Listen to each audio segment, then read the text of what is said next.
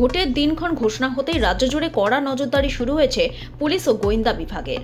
তারই মধ্যে শুক্রবার সকালে নিউ টাউনের সিটি সেন্টার এলাকার কাছে একটি অ্যাপ ক্যাব থেকে প্রায় 25 লক্ষ টাকা উদ্ধার হয়েছে, যা নিয়ে চাঞ্চল্য ছড়িয়েছে এলাকায়। গোপন সূত্রে খবর পেয়ে বিধাননগর গোয়েন্দা বিভাগ ও ইকো পার্ক থানা পুলিশ যৌথভাবে অভিযান চালায়। নিউ টাউন সিটি সেন্টারের কাছে সন্দেহজনক গাড়িগুলিতে তল্লাশি শুরু হয়। সেই সময় একটি অ্যাপ ক্যাবের ডিকি খুলতেই উদ্ধার হয় বিপুল পরিমাণ নগদ টাকা। এই ঘটনায় গুজরাটের বাসিন্দা সুরজ ঠাকুরকে গ্রেফতার করা হয়েছে। পুলিশ সূত্রে জানা গেছে, কলকাতার বড়বাজার এলাকা থেকে ওই টাকা অ্যাপ ক্যাবে করে নিউ টাউনে নিয়ে যাওয়া হচ্ছিল। ধৃতকে ইকো পার্ক থানায় নিয়ে যাওয়া হয়েছে এবং আজ থেকে বারাসত আদালতে তোলা হবে। পুলিশ তাকে নিজেদের হেফাজতে নিয়ে জিজ্ঞাসাবাদ করতে পারে বলে জানা গেছে। নির্বাচনকে সামনে রেখে রাজ্য জুড়ে চলছে কড়া তল্লাশি অভিযান।